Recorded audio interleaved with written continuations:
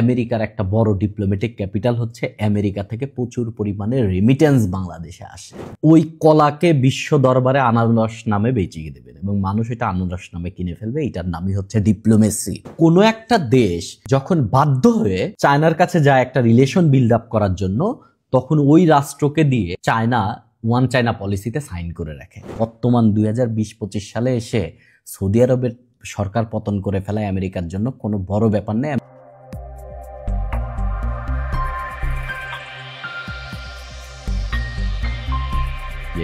সরকার আর রাষ্ট্রের মধ্যে পার্থক্য আছে, এই পার্থক্যটা আপনারা খুব সচেতনভাবে জানার ট্রাই করবেন। ডিপ্লোমেসি আমি আসলে কোনো লেখাই কোড দিয়ে শুরু করি না, বাট এই লেখাটা কোড দিয়ে শুরু করা এই জন্য যে এই লেখাটা আমি শেষ করেছি খুব কিছুক্ষণ আগে। বাট আমি যখন ফাইনাল একটা দেখতে চাচ্ছিলাম, তখন আমার কাছে মনে হয়েছিল যে উইনস্টন চার্চিলের কূটনীতি নিয়ে যে মেইন কোটেশনটা, এটাই আমি আমার লেখায় কোথাও ইউজ করলাম না। এটা আসলে খুব খারাপ হলো। সো দ্যাটস ওয়াই আমি সবার উপরে এটা দিয়ে দিছি। But Messi is the art of telling people to go to hell in such a way that they ask for directions. এর মধ্যে টোটাল ডিপ্লোমেসি ব্যাপারটা কি জিনিস এটা বলা আছে। এমনভাবে আপনি মানুষকে নরকে যাওয়ার রাস্তা বলবেন যেন তিনি আপনার কাছে নরকে যাওয়ার রাস্তা জিজ্ঞাসা করছে। এটার নামই ডিপ্লোমেসি। আপনি কলাকে উপস্থাপন করে আনারস হিসেবে বিক্রি করে দিবেন। আপনি কলা ধরবেন, আপনার কূটনৈতিক যে আপনার ডিপ্লোম্যাটিক ক্যাপিটাল এবং আপনার ডিপ্লোম্যাটিক ক্যাপাসিটি দিয়ে ওই কলাকে বিশ্ব দরবারে আনারস নামে বেচিয়ে দেবেন এবং মানুষ এটা আনারস নামে কিনে ফেলবে। এটার নামই হচ্ছে diplomacy. It's all about a negotiation. It's all about maximum time. It's all about lying. এবং ব্যাপারটা মিডিয়া অ্যান্ড মাস কমিউনিকেশনের জন্য যেমন প্রযোজ্য, trust me, I am lying. So এই ব্যাপারটা ঠিক একই রকম। অভ্যন্তরীণ রাজনীতিতে দেখছেন যে এক দল বক্তব্য দেওয়ার সময় আরেকটা দলকে ধরেন সমালোচনা করে। বিশ্ব রাজনীতিটাও ঠিক এইরকম। এক দেশ তার শত্রু ভাবাপন্ন দেশকে সমালোচনা করবে। মূলত এর মাধ্যমে তারা সবসময় হচ্ছে ব্যক্তি স্বার্থ বলতে একটা রাষ্ট্র যখন আচরণ করবে তখন ওই ব্যক্তি স্বার্থটা মানে হচ্ছে ওই রাষ্ট্রের জাতীয় স্বার্থ। কূটনীতির মেইন উদ্দেশ্য হচ্ছে জাতীয় স্বার্থ হাসিল করা। এখন কূটনীতিবিদ কারা? যাদেরকে রাষ্ট্র অ্যাসাইন করবে তারাই কূটনীতিবিদ। এখন আমরা দুইটা জিনিস জানবো, একটা হচ্ছে স্টেট অ্যাক্টর আর একটা হচ্ছে নন স্টেট অ্যাক্টর। এটা এর আগেও আলোচনা করেছি, এই জায়গা আজকে আমরা লিখি নাই। স্টেট অ্যাক্টর হচ্ছে তারাই যারা সরাসরি রাষ্ট্রের প্রতিনিধি, যেমন স্টেট অ্যাক্টর হতে পারে যারা সরকারের লোকজন আছে তারা। স্টেট অ্যাক্টর হতে পারে আমাদের যারা ডিপ্লোমেট আছে তারা। স্টেট অ্যাক্টর হতে পারে আমাদের সরকারি কোনো কর্মকর্তা কর্মচারী বা বিশেষ দূত, যে আরেকটা দেশের ওই সরকারের পক্ষে বা ওই রাষ্ট্রের পক্ষে আরেকটা রাষ্ট্রের সাথে কথা বলতে গেছে। নন স্টেট অ্যাক্টর কারা? আমি আপনি হচ্ছে নন স্টেট অ্যাক্টর। কেননা আমরা কোনো রাষ্ট্রীয় কোনো ব্যক্তি বা না, আমরা সরকারের কেউ না। সো আমরা হচ্ছে আপনার নন স্টেট অ্যাক্টর। সো আমরা যখন একটা দেশের সাথে কথা বলবো, ধরেন আমি গিয়ে ইন্ডিয়াতে গিয়ে নরেন্দ্র মোদীর সাথে দেখা করলাম, তার সাথে কথা বললাম, তাহলে আমি এইখানে নন স্টেট অ্যাক্টর। আমি গিয়ে ধরেন চায়নাতে শি জিনপিং এর সাথে দেখা করলাম, এটা হতেই পারে। ধরেন আপনি একজন বড়সড় স্কলার, আপনি অনেক ইনভেনশন করছেন, তো শি জিনপিং আপনাকে চা খাওয়ার দাওয়াত দিচ্ছে এবং চাইনিজ চা ওয়ার্ল্ডে খুবই বিখ্যাত। আজকে আপনারা বুঝে যাবেন যে চাইনিজ চায়ের পাওয়ারটা কি। তো চা খাওয়ার জন্য দাওয়াত দিচ্ছে, আপনি ওইখানে গিয়ে কথাবার্তা বললেন, সেখানে আপনি কিন্তু নন স্টেট অ্যাক্টর। তোমার ইন্টারিম গভর্নমেন্টের মাননীয় প্রধান উপদেষ্টা, তিনি যখন প্রধান উপদেষ্টা ছিলেন না তখনও তিনি বহির্বিশ্বে সফরে যেতেন, বাংলাদেশের বিষয় নিয়ে কথাবার্তা বলতেন, তখন ছিলেন তিনি নন স্টেট অ্যাক্টর। কিন্তু এখন তিনি যে যাচ্ছেন তিনি হচ্ছেন স্টেট অ্যাক্টর। আর একজন স্টেট অ্যাক্টরের মুখ দিয়ে রাষ্ট্র কথা বলে। সো কূটনৈতিক প্রতিনিধি হিসেবে যারা গিয়ে কথাবার্তা বলেন তাদের মুখ দিয়ে রাষ্ট্র কথা বলে। এটা খুবই বড়সড় একটা ব্যাপার যে আপনি যদি কূটনৈতিক হন তাহলে আপনার মুখ দিয়ে এক সময় রাষ্ট্র কথা বলবে। এটা কিন্তু একটা খুবই বিশাল ব্যাপার। আর কূটনীতি মানেই হচ্ছে দর কষাকষি, এবং এই দর কষাকষির মেইন উদ্দেশ্যই হচ্ছে জাতীয় স্বার্থ হাসিল করা। জাতীয় স্বার্থ মানে আপনার ন্যাশনাল ইন্টারেস্ট, এইটা হাসিল করা। এই ব্যাপারে হেনরি কিসিঞ্জার নিয়ে আমি বারবার বলি, বিভিন্ন মানুষের বিভিন্ন মত আছে, বাট আমেরিকান দৃষ্টিভঙ্গি দিয়ে হেনরি কিসিঞ্জার কিন্তু একটা বিশাল বড় ডিপ্লোম্যাট। তার একটা ডিপ্লোমেসি নামে বই আছে। তিনি শুধুমাত্র কিন্তু একজন কূটনৈতিক বা সরকারের পররাষ্ট্রমন্ত্রী ছিলেন বা ওদেরকে বলে সেক্রেটারি, তাই না। তিনি একজন স্কলার, তার অ্যাম্পল অফ বই আছে, আমার কাছে তার ওয়ার্ল্ড পাওয়ার বই আছে, এবং তার একটা ডিপ্লোমেসি নামে অনেক মোটা একটা বই আছে, যেটাকে অনেকেই ডিপ্লোমেসির বাইবেল বলা হয়। সো হেনরি কিসিঞ্জার একটা কথা বলছে যে diplomacy is the art of restraining power, মানে আপনার শক্তিকে নিয়ন্ত্রণ করার যে একটা শিল্পই হচ্ছে আপনার মূলত ডিপ্লোমেসি।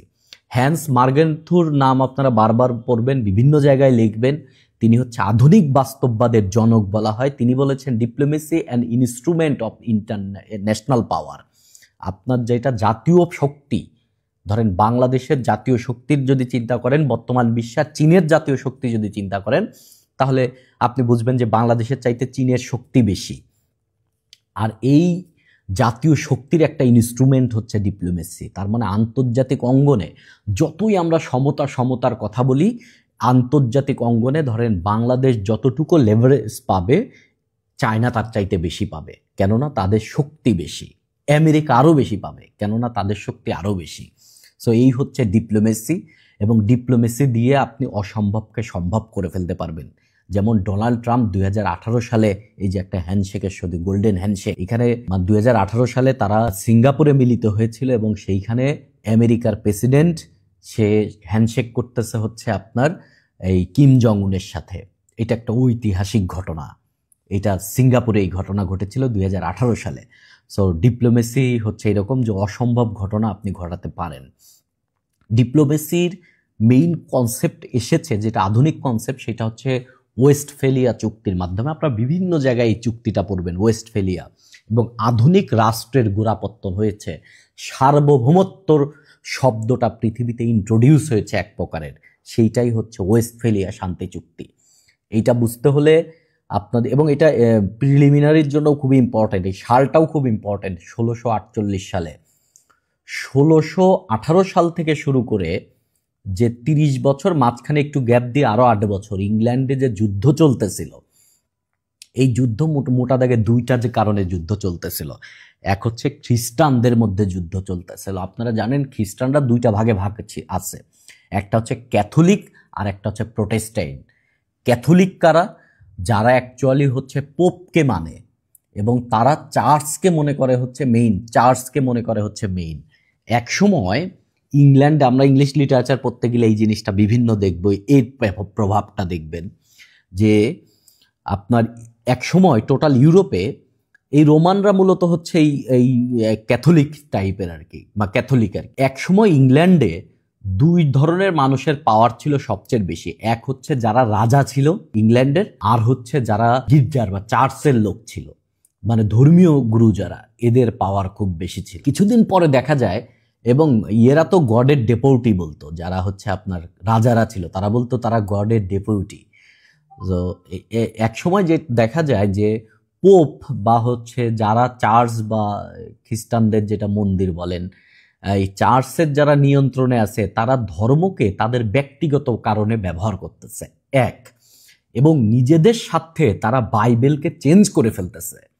তখন মার্টিন লুথার সহ আরো বেশ কিছু মানুষের জন্ম হয়, যারা এই চার্চের এগেনস্টে কথাবার্তা বলে। তারা বলে প্রভুর সাথে বা সৃষ্টিকর্তার সাথে মানুষের যোগাযোগ হবে ডাইরেক্ট, মাঝখানে চার্চের প্রয়োজন নাই, এবং তারা অরিজিনাল বাইবেলের দিকে মনোযোগ দেয়, যে বাইবেলকে যে ব্যক্তিগত কারণে চেঞ্জ করে ফেলা হচ্ছে এইটা না।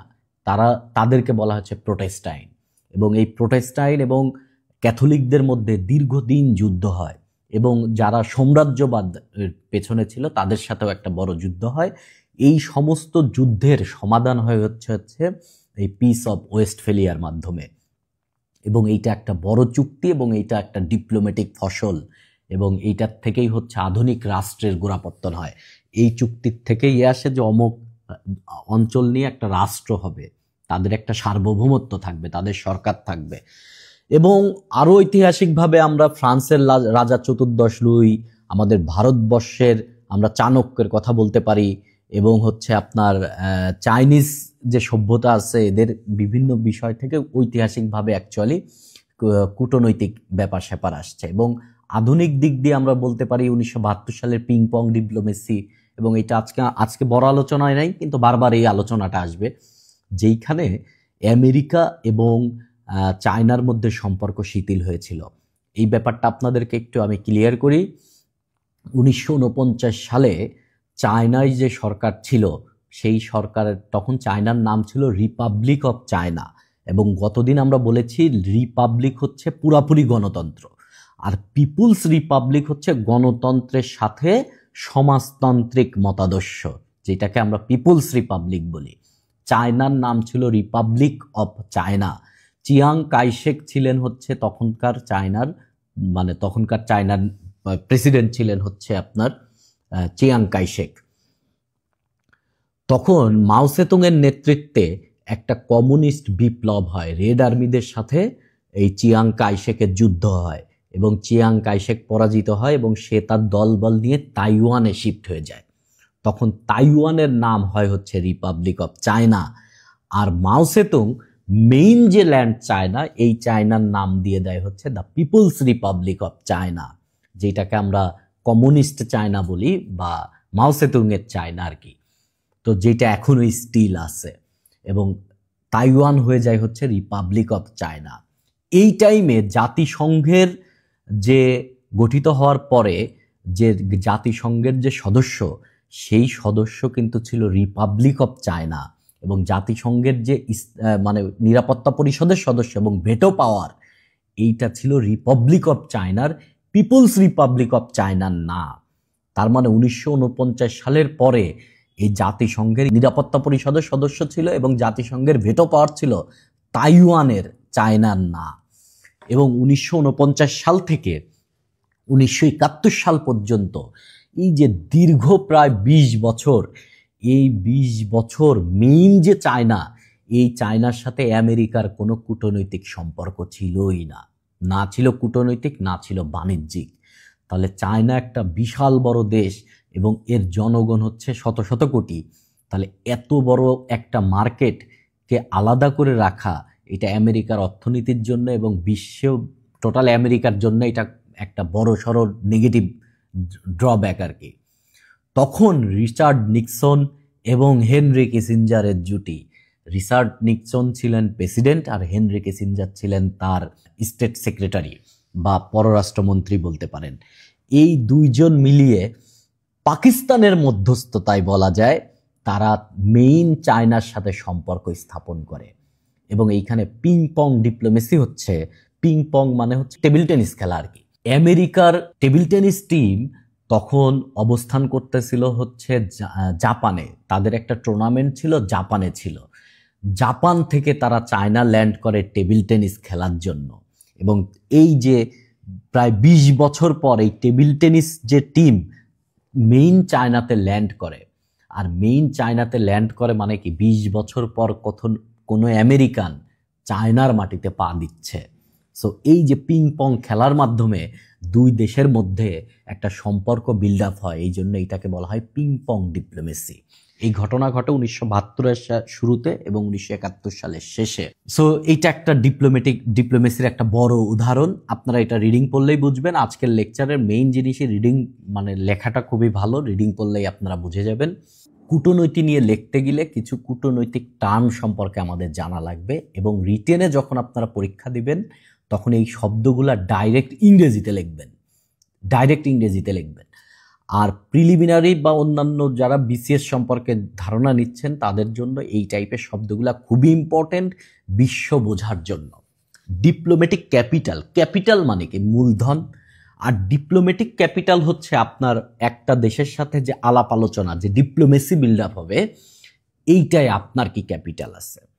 যেমন আমেরিকা যদি বাংলাদেশের সাথে আলাপ আলোচনায় বসে, তাহলে আমেরিকার একটা বড় ডিপ্লোম্যাটিক ক্যাপিটাল হচ্ছে আমেরিকা থেকে প্রচুর পরিমাণে রেমিটেন্স বাংলাদেশে আসে, এবং আমেরিকা বাংলাদেশ থেকে প্রচুর পোশাক কিনে, এবং আমেরিকা বাঙালিদেরকে ওইখানে পড়ালেখা করতে দেয় এবং চাকরি করতে দেয়। সো এই সমস্ত বিষয় কিন্তু আমেরিকার একটা ডিপ্লোম্যাটিক ক্যাপিটাল, মূলধন আর কি। সো আবার বাংলাদেশ যদি ধরেন আপনার ইউরোপের সাথে কথা বলতে চায়, তাহলে বিভিন্ন রাষ্ট্রের সাথে, তখন একটা জিনিস বাংলাদেশ হাইলাইট করতে পারে যে ইউরোপের মেইন কাপড় চোপড় বাংলাদেশ থেকে আসে।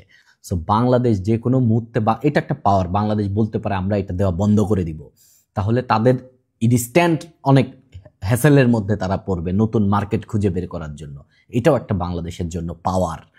সো এই যে যে অদৃশ্য শক্তি বা দৃশ্যমান শক্তির বলে কূটনৈতিক আলাপ আলোচনা দুইটা রাষ্ট্রের মধ্যে হবে, সেইখানে আপনি অ্যাডভান্টেজ নেওয়ার ট্রাই করবেন, ওইটার নামই হচ্ছে ডিপ্লোম্যাটিক ক্যাপিটাল। সো লেখার সময় বিভিন্ন ভাবে করতে হবে, আমাদের ডিপ্লোম্যাটিক ক্যাপিটাল বাড়াতে হবে। এই যে একটা শব্দ আপনি উচ্চারণ করলেন যে ডিপ্লোম্যাটিক ক্যাপিটাল বাড়াতে হবে, কথায় কথায় আপনি ডিপ্লোম্যাটিক ক্যাপিটাল বললেন। সে ফর এক্সাম্পল 2017 সালে বাংলাদেশে প্রচুর পরিমাণে রোহিঙ্গা আসে এবং বিশ্ব দরবারে বাংলাদেশ খুবই মানবতার একটা কাজ করলো, খুব মানবিক কাজ করলো, এই বিষয়ে বাংলাদেশের একটা সুনাম হয়। এতে করে বাংলাদেশ যখন কোনো কনফারেন্সে গিয়েছে কোনো দেশের সাথে, তখন ওই দেশ, অনেকগুলা দেশ বাংলাদেশের এইরকম একটা কাজ করছে বাংলাদেশ, এইটাকে যদি সঠিকভাবে মার্কেটিং করা যেত বা করা যায়, তাহলে বাংলাদেশ কিন্তু ওই দেশের সাথে একটা ভালো রিলেশন বিল্ড আপ করতে পারবে, একটা বাণিজ্যিক একটা রাস্তা খুলতে পারবে।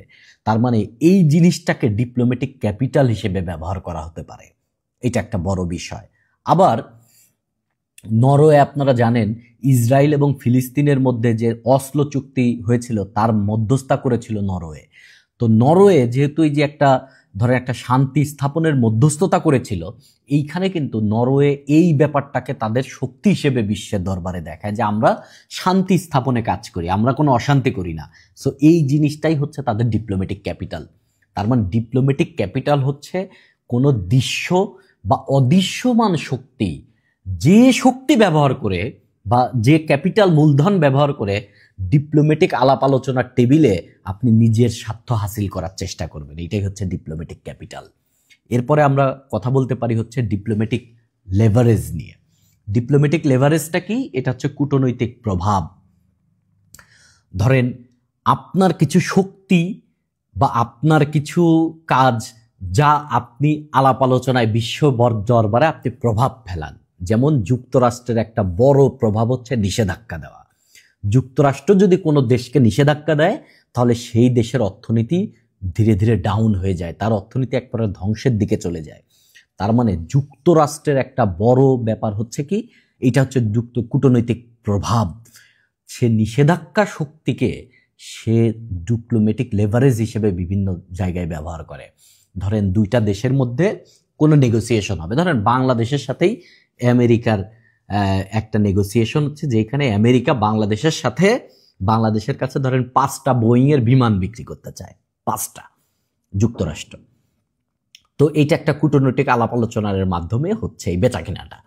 তখন বাংলাদেশ বলল যে আমাদের বোয়িং লাগবে না, আমাদের বোয়িং নাই, আমাদের এই বোয়িংয়ের দরকার নাই, এবং আমাদের কাছে যে বিমান আছে তাতেই পারফেক্ট ফ্লাইট হচ্ছে না, আমরা লসে আছি।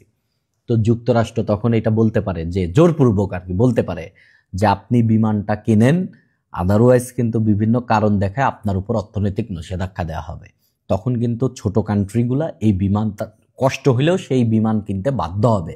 এইটাই হচ্ছে ডিপ্লোম্যাটিক লেভারেজ, এক প্রকারের চাপ প্রয়োগ করা, বা এর আর এক নাম একটু পরেই পড়বেন। একটা বিষয় আপনারা জানেন, তুরস্ক হচ্ছে ন্যাটোর সদস্য। নতুন কোনো সদস্য যদি ন্যাটোতে যোগ দিতে হয়, নতুন কোনো সদস্য, তাহলে এক্সিস্টিং যে সদস্য আছে সবার হা ভোট লাগবে। ধরেন এই রাষ্ট্রটা, এই কলমটা একটা রাষ্ট্র, এর ন্যাটোতে যোগ দিতে চায়। এ যখন ন্যাটোতে যোগ দিতে যাবে, তখন ন্যাটোর আর যারা মেম্বার আছে সবাই বলতে হবে ইয়েস, ওকে নাও। এখন আপনারা জানেন কিছুদিন আগে যে সুইডেন ন্যাটোতে যোগ দিয়েছে, সুইডেন এবং ফিনল্যান্ড ন্যাটোতে যোগ দেওয়ার যে তৎপরতা চালাচ্ছিল, ওই টাইমে কিন্তু সুইডেন এবং ফিনল্যান্ড যখন যোগ দেওয়ার চেষ্টা করতেছে, তখনই তুরস্ক শুরু থেকেই না বলছে যে না, আমরা মানি না। এখন এই মানিনাটা না হাঁ হয়ে যাবে, কেননা এইটা একটা তুরস্কের পাওয়ার, সে ন্যাটোর সদস্য, সে না করে দিতে পারে, না করে দিলেই নতুন সদস্য নেওয়া পসিবল না। কেননা এই পাওয়ারটাকে কাজে লাগিয়ে তুরস্ক তখন আমেরিকার কাছ থেকে কিছু সফিস্টিকেটেড অস্ত্র কিনবে, কিন্তু আমেরিকা ওই অস্ত্র তার কাছে বিক্রি করতেছে না। সো সফিস্টিকেটেড কিছু অস্ত্র সে বললো যে তাহলে এই যে প্রভাবটাকে কাজে লাগিয়ে সে কিন্তু তার স্বার্থ হাসিল করেছে। কূটনৈতিক কৌশল বা ডিপ্লোম্যাটিক ম্যানুভারিং, এইটাকে আমরা বলতে পারি হচ্ছে ইয়ে করতে পারি কূটনৈতিক কৌশল। আপনারা জানেন ওয়ান চায়না পলিসি নামে চায়নার একটা পলিসি আছে, যে ঐতিহাসিকভাবে যে জায়গাগুলো চায়নার ছিল ওই জায়গাগুলো চায়নার, যেমন তাইওয়ান চায়নার, আবার আপনার হংকং বলেন, ম্যাকাও বলেন, এইগুলা সবই চায়না, সব মিলায় একটা চায়না, ওয়ান চায়না। এটা হচ্ছে ওয়ান চায়না পলিসি। কোনো একটা দেশ যখন বাধ্য হয়ে চায়নার কাছে যায় একটা রিলেশন বিল্ড আপ করার জন্য, তখন ওই রাষ্ট্রকে দিয়ে চায়না ওয়ান চায়না পলিসিতে সাইন করে রাখে। যেমন আমরা পিং পং ডিপ্লোমেসির কথা বলেছি, যে দীর্ঘ 20 বছর পর আমেরিকা যখন মোটামুটি তার প্রয়োজনে চায়নার সাথে সম্পর্ক শিথিল করতে গিয়েছে, যে আসেন আমরা আবার কূটনৈতিক সম্পর্ক শুরু করি, তখন কিন্তু 1972 সালে চায়না আমেরিকার কাছ থেকে ওয়ান চায়না পলিসির স্বীকৃতি নেয়। তার মানে আমেরিকা কিন্তু এখন যতই তাইওয়ানের সাপোর্ট দিক, সে আবার কিন্তু ওয়ান চায়না পলিসি এগ্রিমেন্টেও সাইন করেছে। তার মানে এটা হচ্ছে চায়নার একটা কৌশল, যে কৌশলে মূলত একটা দেশ যখন তার কাছে আসে বিভিন্ন ব্যাপারের জন্য, এবং তাতে যদি দেখে যে ওইটাকে এখন ওয়ান চায়না পলিসিতে সাইন করায় নেওয়া যাবে, তখন ওই কৌশলে সে আসলে সাইন করে নেয়। এটার নামই হচ্ছে ডিপ্লোম্যাটিক ম্যানুভারিং বা ডিপ্লোম্যাটিক কৌশল। ডিপ্লোম্যাটিক বার্গেনিং আপনারা বুঝেন, আলাপ আলোচনা করা। এই আলাপ আলোচনা করা হচ্ছে, ধরেন একটা ডিপ্লোম্যাটিক বার্গেনিং হচ্ছে আপনার ইরান, আপনারা জানেন ইরান হচ্ছে তার পারমাণবিক গবেষণা চালাচ্ছে দীর্ঘদিন যাবৎ। ইরান পারমাণবিক গবেষণা চালাচ্ছে। এরা বেশ কিছুদিন আগে, ধরেন 2010-12 সাল থেকেই তারা বিভিন্ন সময় এই কথাটা বলে যে আমরা পারমাণবিক গবেষণার পরিমাণ বাড়িয়ে দিচ্ছি, খুব শীঘ্রই আমরা পারমাণবিক পরীক্ষা চালাবো। এই কথা বলে মূলত তারা বিশ্ব দরবারে তাদের যে দর কষাকষির ব্যাপার, পশ্চিমাদের সাথে বিশেষ করে দর কষাকষির জায়গাটা বাড়ায় নেয়। যেমন 2015 সালে তারা এই দর কষাকষির মাধ্যমে 6টা বড় রাষ্ট্র যাদের কাছে পারমাণবিক অস্ত্র আছে তাদের সাথে একটা এগ্রিমেন্ট করে, যে এগ্রিমেন্ট করে হচ্ছে joint comprehensive plan of action, joint comprehensive plan of action নামে, যেখানে তারা তাদের পারমাণবিক যে গবেষণা, সেই গবেষণাটাকে সারা কম করবে, এই ব্যাপারে তারা বলে আর কি, ইরান বলে। এতে করে কি হয়, এতে করে যে ঘটনাটা ঘটে, ইরান বিভিন্ন সময় তার এই পারমাণবিক গবেষণার কথা বলে সে বিভিন্ন সময় তার ডিপ্লোম্যাটিক দর কষাকষি করে সে তার স্বার্থ হাসিল করেছে। এটা একটা ঐতিহাসিক ব্যাপার আর কি। ইভেন যুক্তরাজ্য, আপনারা জানেন তারা ইউরোপীয় ইউনিয়ন থেকে বের হয়ে গেছে। এই ব্রিটেনের এক্সিট হয়ে যাওয়াকে আমরা বলি ব্রেক্সিট, যেটা 2020 সালের 1 ফেব্রুয়ারি অফিসিয়ালি কার্যকর হয়। বাট 2020 সালের 1 ফেব্রুয়ারি এই ব্যাপারটা কার্যকর হওয়ার আগ পর্যন্ত এই ব্রিটেন ইউরোপীয় ইউনিয়ন থেকে বের হয়ে যাবে। এর মডেলটা কি হবে, তাহলে এদের যে অভিবাসন নীতি এবং যোগাযোগ ব্যবস্থা ইউরোপের সাথে কেমন হবে, কারেন্সি এক্সচেঞ্জ কেমন হবে, এই বিভিন্ন বিষয় নিয়ে কিন্তু ইউরোপে একটা দর কষাকষি চলতেছিল ব্রিটেনের সাথে। এইটাই হচ্ছে ডিপ্লোম্যাটিক দর কষাকষি। দর কষাকষিতে ধরেন আপনি একটা প্রপোজাল দিবেন, অন্য রাষ্ট্র আরেকটা প্রপোজাল দিবে, আপনি আরেকটা দিবেন, আরেকটা প্রপোজাল দিবেন, মূলত দাম দর করার মতন। আপনারা যখন কাপড় দামাদামি করেন, এইরকম একটা ব্যাপারকেই বলা হচ্ছে ডিপ্লোম্যাটিক বার্গেইনিং আর কি। সো আপনি বিভিন্ন সময় লিখবেন যে আমরা বিভিন্ন ডিপ্লোম্যাটিক বার্গেইনিং করে আমরা আমাদের স্বার্থ হাসিল করতে পারি। কূটনৈতিক প্রেশার বা ডিপ্লোম্যাটিক স্ট্রেস বলতে পারেন, সেটা হচ্ছে আপনার বিভিন্ন সময় একটা দেশের উপর চাপ প্রয়োগ করা। যেমন 2014 সালে যখন রাশিয়া ক্রিমিয়া দখল করে নিল, তখন যুক্তরাষ্ট্র পশ্চিমারা তার উপর নিষেধাজ্ঞা দিছে। নিষেধাজ্ঞা কেন? একটা ডিপ্লোম্যাটিক চাপ প্রয়োগ করলো। আবার 2022 সালে যখন তারা ইউক্রেনে ইনভেড করেছে, তখনও আবার পশ্চিমারা তাদের উপরে কি করেছে, তাদের উপরে আপনার নিষেধাজ্ঞা দিয়েছে, 2000+ নিষেধাজ্ঞা দিয়েছে। কেন? মূলত হচ্ছে তাদেরকে উপর ডিপ্লোম্যাটিক চাপ, বিভিন্ন যেন তাদের অর্থনৈতিক নষ্ট হয়ে যায়, আন্তর্জাতিক বিভিন্ন জায়গা থেকে সে আইসোলেটেড হয়ে যায়, এরকম বিষয় আর কি। ডিপ্লোম্যাটিক এঙ্গেজমেন্ট হচ্ছে যখন আপনি অন্যান্য দেশের সাথে আপনি আলাপ আলোচনার সাথে যুক্ত হবেন, এটাই হচ্ছে ডিপ্লোম্যাটিক এঙ্গেজমেন্ট। যেমন আমরা পিং পং ডিপ্লোমেসির কথা বলেছি, দুইটা পক্ষ আমেরিকা এবং চায়না আলাপ আলোচনায় এসেছে, এটাই হচ্ছে ডিপ্লোম্যাটিক এঙ্গেজমেন্ট। 2020 সালের অ্যাব্রাহাম অ্যাকর্ড হয়েছে। অ্যাব্রাহাম অ্যাকর্ড হচ্ছে মধ্যপ্রাচ্যের যে দেশগুলো আছে, বিশেষ করে সংযুক্ত আরব আমিরাত, বাহরাইন, মরক্কো, এই দেশগুলো হচ্ছে আপনার ইসরায়েলের সাথে স্বীকৃতি দিয়েছে এবং ইসরায়েলের সাথে তারা রিলেশন বিল্ড আপ করেছে। এটাকে আব্রাহাম অ্যাকর্ড বলা হয়। তাহলে এখানে তারা কূটনৈতিক সম্পৃক্ততা সৃষ্টি করেছে। বাট আমাদের সাথে কিন্তু, বাংলাদেশের সাথে কিন্তু ইসরায়েলের কোনো ডিপ্লোম্যাটিক এঙ্গেজমেন্ট নাই। আমরা তাদের সাথে আলাপ আলোচনায় বসে কোনো সম্পর্ক স্থাপন করি নাই। আবার পিংপং ডিপ্লোমেসি করে আমেরিকা এবং চায়না তাদের মধ্যকার যে যোগাযোগ আবার স্থাপন করেছে, এটাই হচ্ছে ডিপ্লোম্যাটিক এঙ্গেজমেন্ট। এটা শুধু রাষ্ট্র রাষ্ট্রতে হয় তা না, অর্গানাইজেশনও হতে পারে। জলবায়ু নিয়েও আমরা প্যারিস এগ্রিমেন্ট 2015 সালে রাষ্ট্রগুলা প্যারিস এগ্রিমেন্ট হয়েছে। ডিপ্লোম্যাটিক আইসোলেশন হচ্ছে কোনো একটা দেশকে একবারে একঘেয়ে করে দেওয়া, তার সাথে কোনো যোগাযোগ নাই। বিশ্বের ধরেন কয়েকটা রাষ্ট্র যদি কোনো একটা রাষ্ট্রের সাথে যোগাযোগ স্থাপন বন্ধ করে দেয়, এটাকেই বলা হচ্ছে ডিপ্লোম্যাটিক এঙ্গেজমেন্টের ঠিক উল্টো হচ্ছে ডিপ্লোম্যাটিক আইসোলেশন। যেমন উত্তর কোরিয়া যখনই তারা তাদের পারমাণবিক গবেষণা চালিয়েছে, তখন পশ্চিমারা তাদের সাথে কোনো কূটনৈতিক যোগাযোগ রাখে নাই। সো উত্তর কোরিয়া এখন ডিপ্লোম্যাটিক্যালি একটা আইসোলেটেড কান্ট্রি। আমরা আরও এরকম উদাহরণ দিতে পারি কিউবা।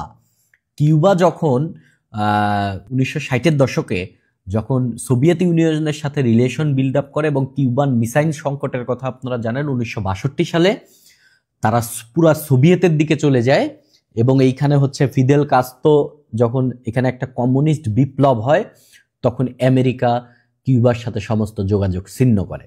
এটাই হচ্ছে ডিপ্লোম্যাটিক আইসোলেশন, যোগাযোগ ছিন্ন করে ফেলা। এটাই ডিপ্লোম্যাটিক আইসোলেশন। ডিপ্লোম্যাটিক ইমিউনিটি একটা বড় শব্দ, এটা আমাদের একটু জানা থাকা প্রয়োজন।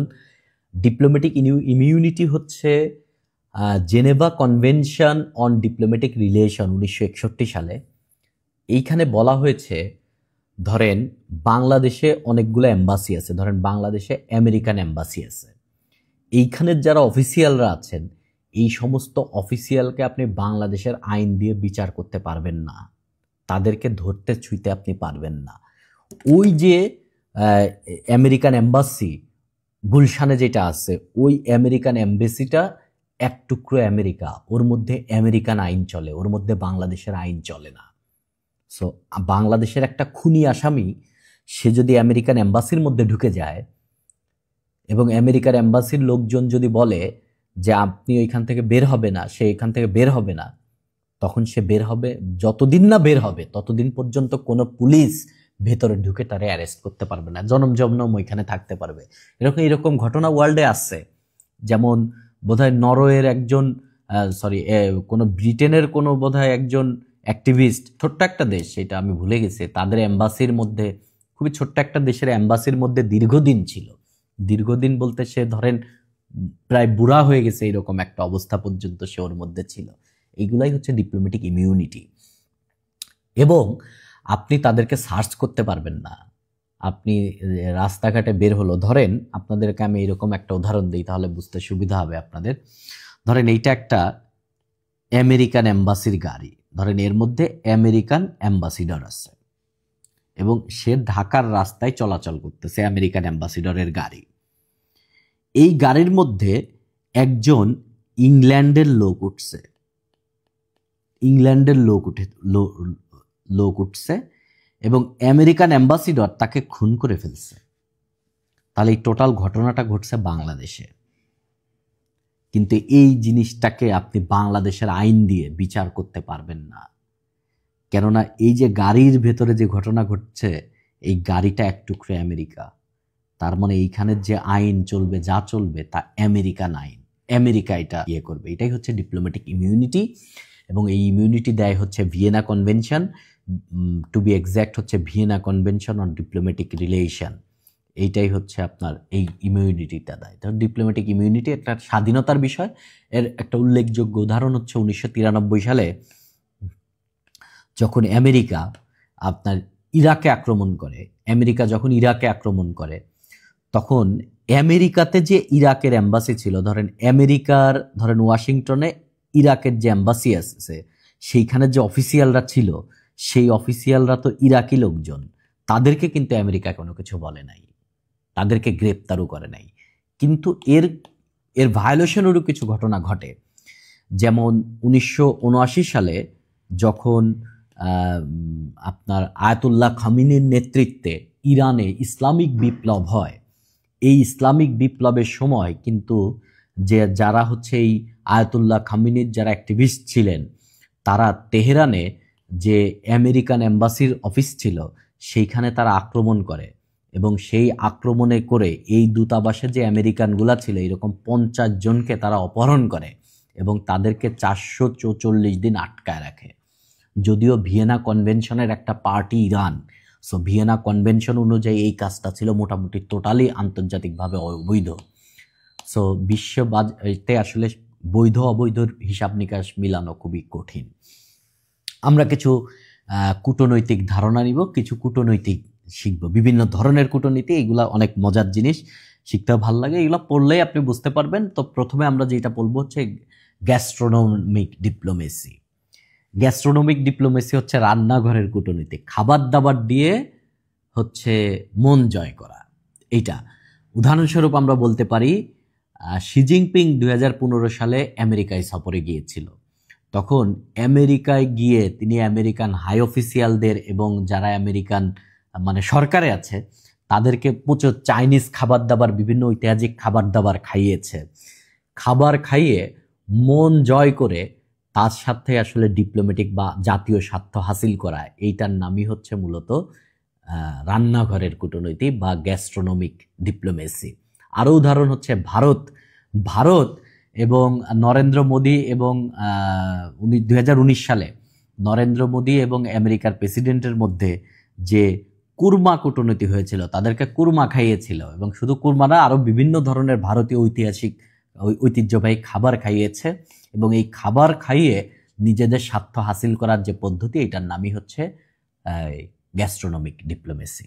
তাহলে উদাহরণ দিয়ে দিবেন, উদাহরণ দিয়ে এই ব্যাপারগুলোকে আপনারা ব্যাখ্যা করবেন। সেলিব্রিটি ডিপ্লোমেসি হচ্ছে, আমি যদি একটা কথা বলি সেটা মিডিয়াতে যতটা প্রভাব ফেলবে, ধরেন এইখানে আমাদের জায়েদ খান একটা কথা বললে আরও বেশি প্রভাব ফেলবে, কেননা জায়েদ খানকে বাংলাদেশের ম্যাক্সিমাম মানুষ চিনে, আমার আপনাকে ম্যাক্সিমাম মানুষ চিনে না। এটাই হচ্ছে সেলিব্রিটি কূটনীতি আর কি। সেলিব্রিটিদেরকে ব্যবহার করে একটা কূটনৈতিক স্বার্থ হাসিল করা, এটা দেশের সাথে দেশের হতে পারে, প্রতিষ্ঠানের সাথে প্রতিষ্ঠানের হতে পারে, এইটাকে বলা হচ্ছে সেলিব্রিটি ডিপ্লোমেসি। যেমন আমরা উদাহরণ দিতে পারি জন লিজেন্ড, তিনি আমেরিকার একজন গায়ক এবং অভিনেতাও বটে। তিনি 2017 সালে মায়ানমারে সফর করেন, এবং এই মায়ানমার সফরে তিনি আসছেন, তার ফ্যান ফলোয়াররা এটা জানছে জন লিজেন্ড মায়ানমারে গেছে। তিনি তার সোশ্যাল মিডিয়াতে মায়ানমারের রোহিঙ্গাদের অবস্থা শেয়ার করেছেন, এতে করে আন্তর্জাতিক মহলের দৃষ্টি আকর্ষিত হয়েছে, এবং এই যে জিনিসটা সমস্যা সমাধানের একটা রাস্তা ওপেন করেছে, এটাই হচ্ছে সেলিব্রিটি ডিপ্লোমেসি। বর্তমান ইউএনএইচসিআর বা united nation high commission on refugee বা শরণার্থী বিষয়ক যে হাই কমিশন, এদের আপনার অ্যাঞ্জেলিনা জোলি কিন্তু এইটার বিশেষ দূত হিসেবে কাজ করেছে। অ্যাঞ্জেলিনা জোলি সারা পৃথিবীতে বিভিন্ন জায়গায় সফর করেছে, সফর করে তিনি বিভিন্ন শরণার্থীদের কাছে গিয়েছেন। এখন আমি যদি একটা শরণার্থীর কাছে ভিজিটে যাই, সেইটা আন্তর্জাতিক মিডিয়াতে যত প্রভাব পড়বে, অ্যাঞ্জেলিনা জোলি গেলে কিন্তু আরও বেশি প্রভাব পড়বে। তার মানে সেলিব্রিটিদেরকে ব্যবহার করে কূটনৈতিক স্বার্থ হাসিল করার যে প্রক্রিয়া, এটাকেই বলা হয় হচ্ছে আপনার সেলিব্রিটি ডিপ্লোমেসি। ডিপ্লোমেসি মূলত এটা একটা চায়নার উদ্যোগ। চায়নার কাছে বিভিন্ন ইউনিক চা আছে, তারা হচ্ছে এই যে এটাও এক প্রকারের আপনি ওই যে রান্নাঘরের কূটনীতি বলতে পারেন। চা খাইয়ে বা চা খাওয়ার নামে চার টেবিলে আলাপ আলোচনার মাধ্যমে, এই ধরেন দুইজন যদি আলাপে বসে তাহলে সমাধান হবে, কিন্তু আপনি নরেন্দ্র মোদী এবং শি জিনপিংকে তো একত্রে রোজ বসাতে পারবেন না, তাদের মুডও ভালো থাকবে না। আবার নরেন্দ্র মোদী, শি জিনপিং এবং আপনি ধরেন শি জিনপিং এবং ডোনাল্ড ট্রাম্পকে এক টেবিলে বসানো তো সহজ না কিন্তু, এবং চা খেতে খেতে যদি মন ভালো থাকে তাহলে একটা বড় চুক্তি হয়ে যেতে পারে। সো এই ডিপ্লোমেসি হচ্ছে এক ধরনের কূটনৈতিক কৌশল, যেখানে চা পানকে কেন্দ্র করে একটা বন্ধুত্বপূর্ণ আবহাওয়া তৈরি হয়, সেইখানে কূটনৈতিক রিলেশন বিল্ড আপ হয়, তাদের মধ্যে চুক্তি হয়, বিভিন্ন কিছু হয়।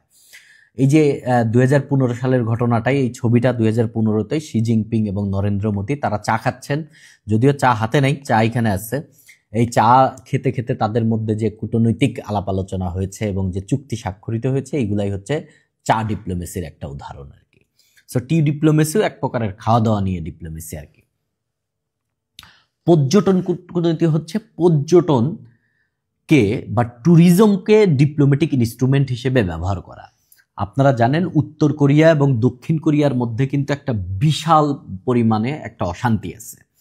উত্তর কোরিয়া হচ্ছে সমাজতান্ত্রিক মতাদর্শে চলে, যেখানে কিম জং উন নেতৃত্ব দিচ্ছে। দক্ষিণ কোরিয়া পুরোপুরি উল্টা, গণতান্ত্রিক এবং তারা ক্যাপিটালিস্ট এবং পশ্চিমাদের মূলত বর্ডার আয়ত্তে তারা আছে। এবং উত্তর কোরিয়া এবং দক্ষিণ কোরিয়ার মধ্যে কিন্তু তেমন শত্রুতাই আছে, কোনো বন্ধুত্বপূর্ণ সম্পর্ক নাই। কিন্তু 2018 সালে উত্তর কোরিয়া এবং দক্ষিণ কোরিয়া মূলত পর্যটন তাদের বর্ডারে কুমগাং পাহাড় যেটা আছে, এই পাহাড়ে পর্যটন প্রকল্প চালু করার মাধ্যমে দুই দেশের মধ্যে কিন্তু সম্পর্ক স্থাপনের একটা উদ্যোগ নেওয়া হয়।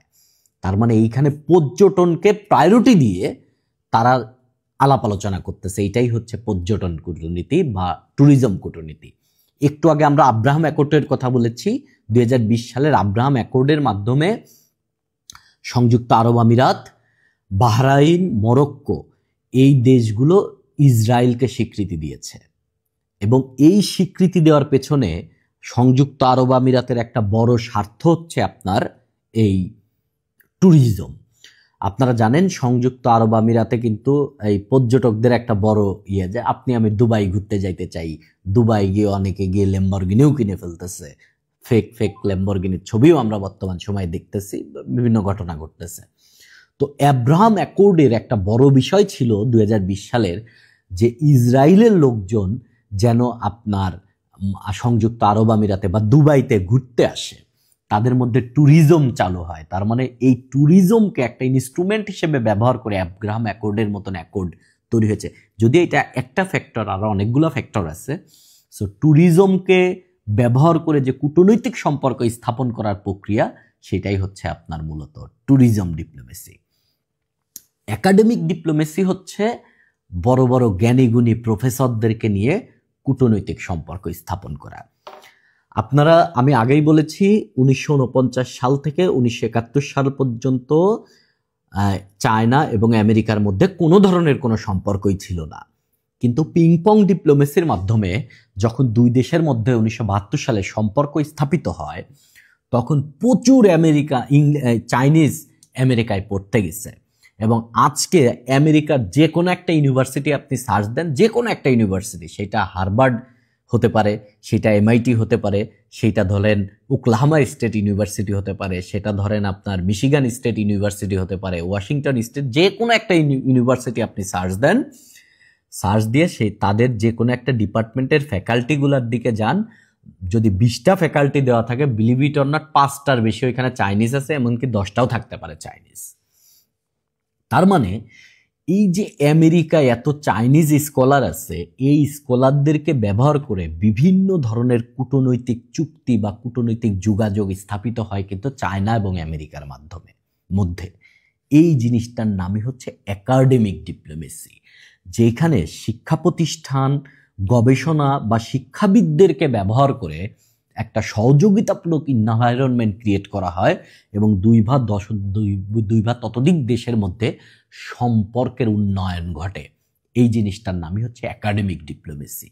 সো আপনি এই কথা বলতে পারেন যে ব্রেন ড্রেইনের একটা পজিটিভ দিক আপনারা বলতে পারেন যে বাংলাদেশ থেকে যে সমস্ত লোকজন আমেরিকাতে চলে গেছে পড়ালেখা করতে, এই সমস্ত স্কলারদেরকে ব্যবহার করে বা বিভিন্ন উন্নত দেশে চলে গেছে স্কলারদেরকে ব্যবহার করে ওই দেশের সাথে আমরা আমাদের কূটনৈতিক সম্পর্ক এবং বাণিজ্যিক সম্পর্ক স্থাপন করতে পারি, এবং এইটা আমাদেরকে অর্থনৈতিকভাবে লাভবান করবে এবং এইটা আমাদের বিশ্ব অ্যারিনাতে আমাদের অবস্থানকে আরো বেশি স্ট্যাবল করবে। এই যে একটা শব্দ আপনি উচ্চারণ করে ফেললেন, একাডেমিক ডিপ্লোমেসি, এটা আপনার লেখা ভালো হয়ে যাবে, আরো চমৎকার হবে আর কি। গ্রেট গেম ডিপ্লোমেসির মধ্যে আপনাকে আগে গ্রেট গেমটা কি জিনিস বুঝতে হবে। গ্রেট গেম হচ্ছে 19 শতকে বা 1800 সালের পর থেকে 1900 পর্যন্ত, এই যে 100 বছর, দুইটা সাম্রাজ্য, একটা হচ্ছে ব্রিটিশ সাম্রাজ্য আর একটা হচ্ছে রুশ সাম্রাজ্য। এই দুইটা সাম্রাজ্যই চাচ্ছিল হচ্ছে আপনার এই ইয়েতে আপনার ইউরোপে এশিয়াতে এবং আফ্রিকাতে তাদের প্রভাব বিস্তার করতে, এশিয়াতে এবং আফ্রিকাতে এই যে নতুন করে যে তারা যে বিভিন্ন জায়গায় উপনিবেশ গড়বে, এই উপনিবেশ মধ্যে বা ভূখণ্ডের নিয়ন্ত্রণ নেওয়া। ধরেন ভারতবর্ষে কে আসবে? রুশ আসবে নাকি আপনার ব্রিটিশ আসবে?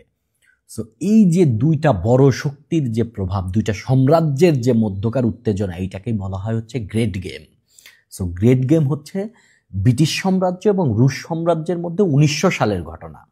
এই সময় কিন্তু আপনার বিভিন্ন চুক্তি হয় তাদের মধ্যে, অর্থনৈতিক বিনিময় হয় এবং বিভিন্ন কিছুর মাধ্য দিয়ে এই উত্তেজনার মিটিগেট করা হয়।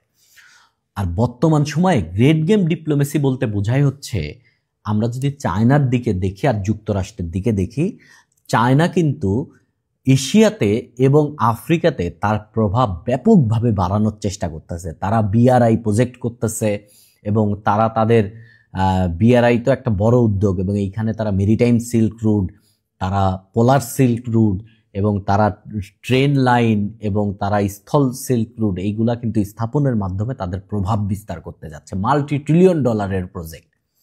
এবং ঠিক এই জায়গাতেই আবার ইন্দো প্যাসিফিক স্ট্র্যাটেজি দেখাচ্ছে হচ্ছে আপনার চায়না। এটা বর্তমান সময়ের দুইটা মেজর পাওয়ারের মধ্যকার একটা উত্তেজনা, এবং এইটা মিটিগেট করার জন্য তারা যে আলাপ আলোচনা চালাচ্ছে, এটা হচ্ছে গ্রেট গেম ডিপ্লোমেসি। তার মানে ঐতিহাসিক যে বড় বড় পাওয়ারের মধ্যে যেভাবে উত্তেজনা হয়েছিল এবং সম্পর্কে শিথিলতা আসছিল, বর্তমান সময়ে চায়না এবং আমেরিকার মধ্যে আমরা এই জিনিসটা দেখতে পাই।